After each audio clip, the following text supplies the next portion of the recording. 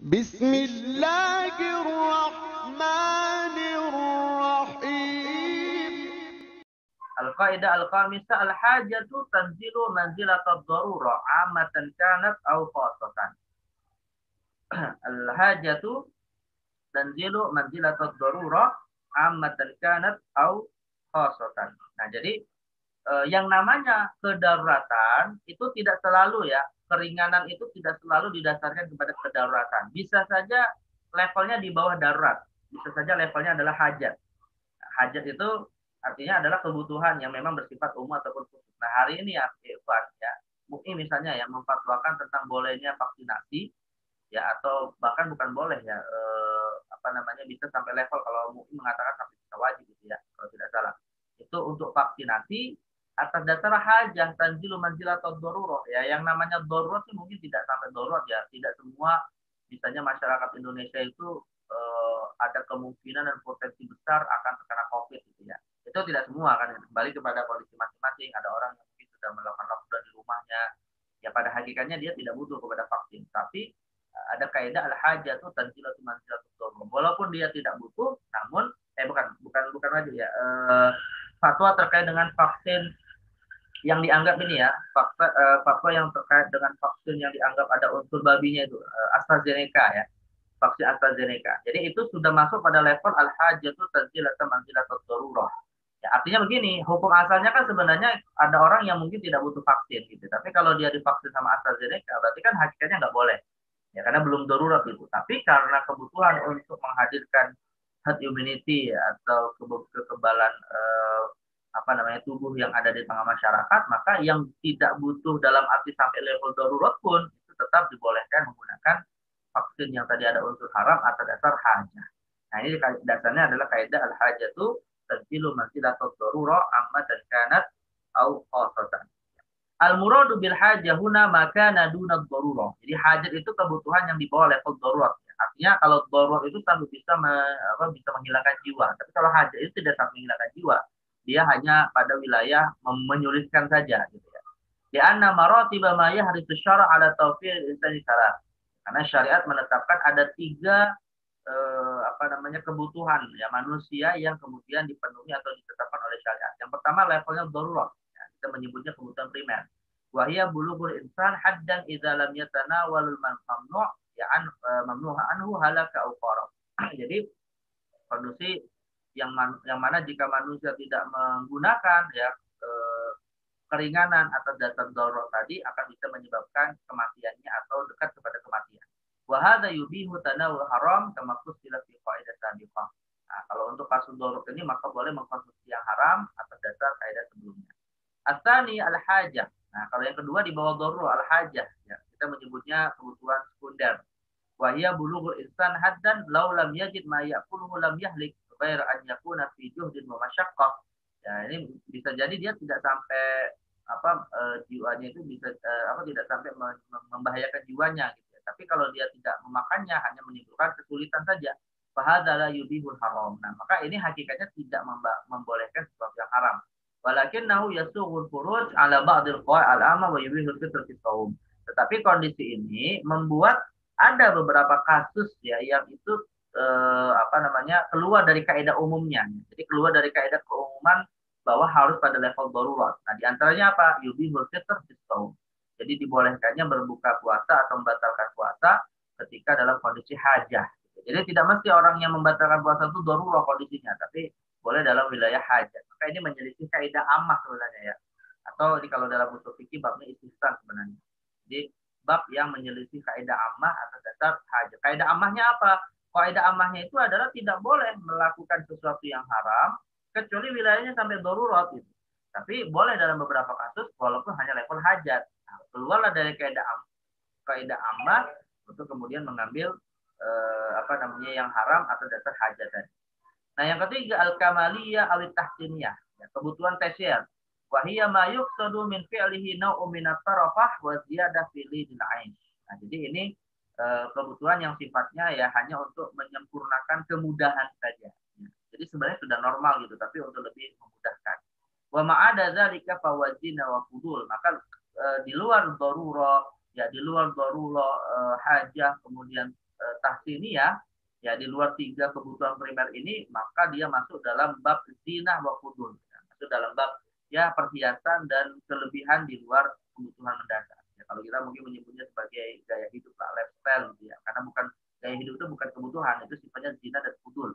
Dunal furud anil hadil masyhur, selama tidak keluar dari ketentuan atau batasan-batasan syariat. Jadi boleh, hukum asalnya boleh melakukan di luar kebutuhan primer, sekunder, dan tersier selama itu tidak melanggar batasan-batasan syariat.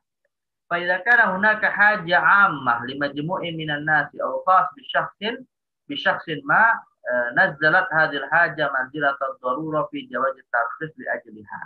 Nah, maka kalau ada suatu kebutuhan yang kemudian itu dibutuhkan oleh masyarakat banyak atau oleh sebagian orang di antaranya gitu ya, dan kebutuhan itu kemudian bisa dia distatuskan hukumnya seperti darurat, maka membolehkan at-tarakhus li ajliha, membolehkan keringanan atas dasar hajat tadi. Lakin al-hajah mabaniyatun ala tawassu' wa tashil fi ma yas'al abdu tarkahu bi khilafid darurah. Ya, karena kebutuhan atau hajat itu didasarkan kepada keluasan yang diberikan kepada al-abad, kepada hamba, ya, tarkuhu bi khilafi ad-darurah. Lakin al-hajah mabni ala tawassu' wa tashil fi ma yas'al abad tarkuhu. Oh, enggak. Artinya kebutuhan itu hakikatnya adalah keluasan yang sebenarnya bisa saja ditinggalkan oleh seorang hamba. Beda dengan darurah. Ya, kalau darurat tidak bisa ditinggalkan. Di annama benar darurat ala luzumi fi'lin ma labu damin nulit takhallus min uqdatin talzamul abad wala yasa'u taraf. Ya, karena darurat itu adalah kondisi yang wajib dia mengambilnya untuk menghindarkannya dari min uddah, lit takhallus min uddah, ya, untuk bisa menghindarkannya dari suatu kewajiban yang wajib dia lakukan dan tidak boleh ditinggalkan. Artinya begini, kewajiban manusia itu misalnya adalah menjaga jiwanya untuk tidak dijatuhkan kepada hal-hal yang membinasakan. Maka darurat membuat dia wajib untuk memakan yang haram. Tapi kalau hajah itu sebenarnya levelnya adalah boleh dia tinggalkan karena tidak sampai bisa menyebabkan bahaya atas jiwanya. Maka hajah ini kasusnya hanya dalam kasus tertentu, tidak berlaku secara umum dalam bab darurat. Baik. Tapi ada kasus-kasus tertentu yang al-hajah tanzilu manzilatud darurat. Contohnya apa? Ini al-hajah tanzilu manzilatud darurat, ya, masyru'iyatul ijarah wal ju'ala wal hiwala wassalam juwizat ala khilafil qiyas. Nah, jadi disyariatkannya ijarah, ju'ala, hiwala dan salam ya dalam suatu akad muawadhah. Jadi ini ijarah, ju'ala, hiwala dan salam ini enggak, kalau ijarah sama ju'ala itu akadnya muawadhah. Salam akadnya muawadhah, hiwala akadnya tausiqat ya. Jadi akad perpindahan harta lewat jalur ijarah, lewat jalur penyewaan, ju'alah ini juga apa, ju'alah itu ijarah juga ya. Bedanya kalau ju'alah ini ijarah ala tamamil amal ya.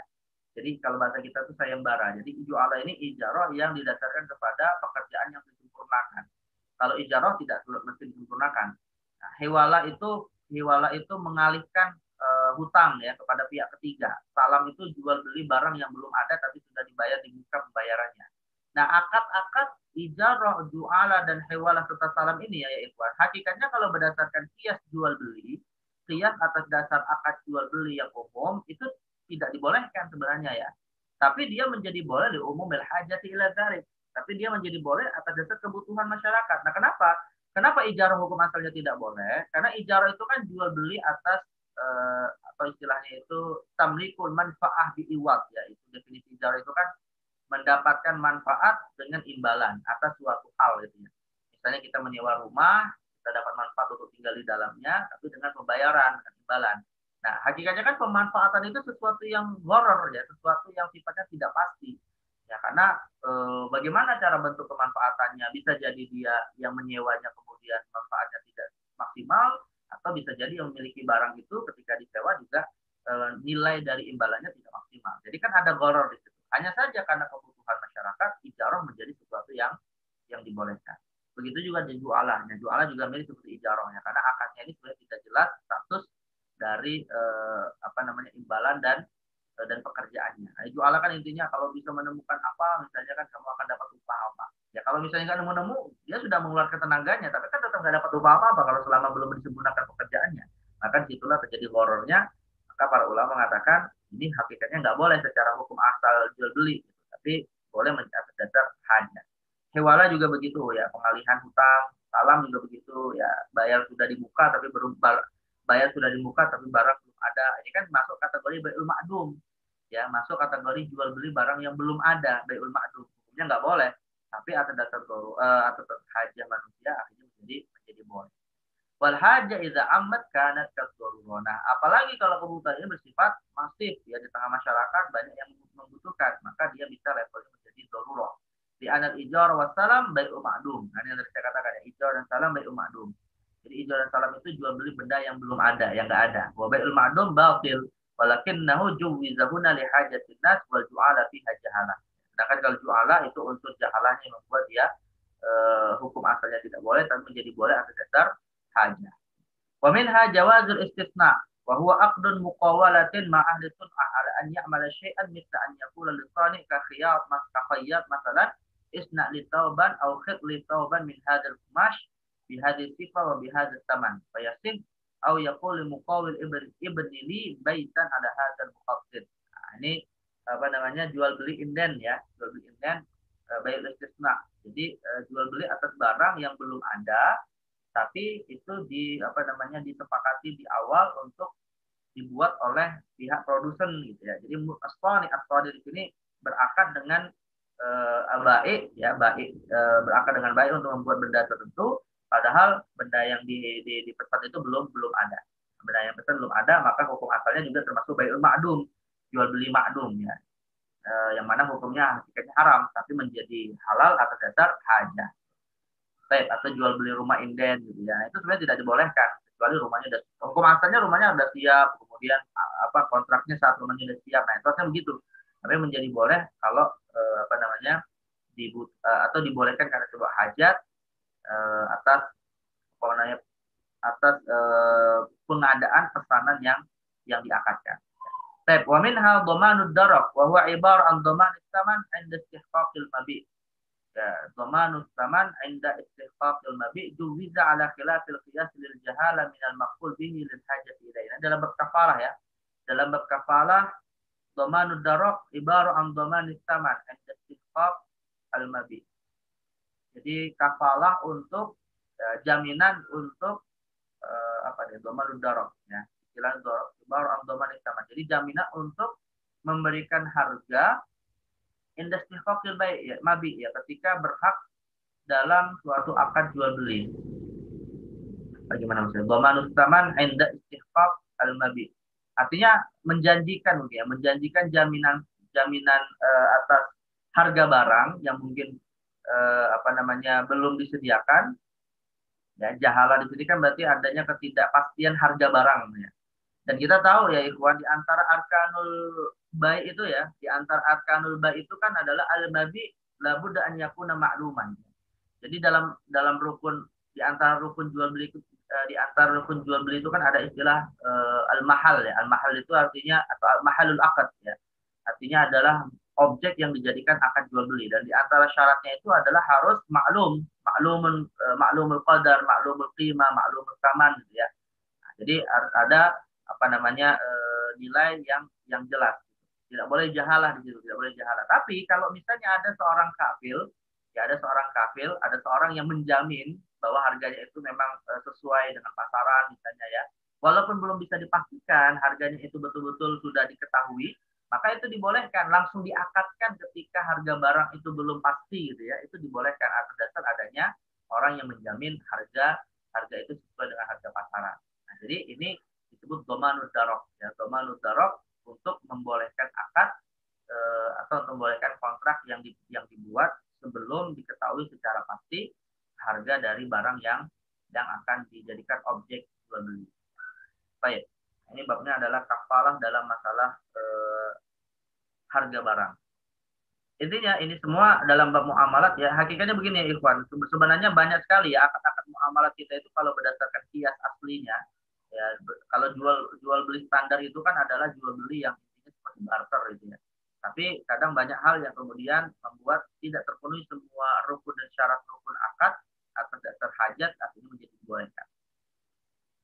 Baik,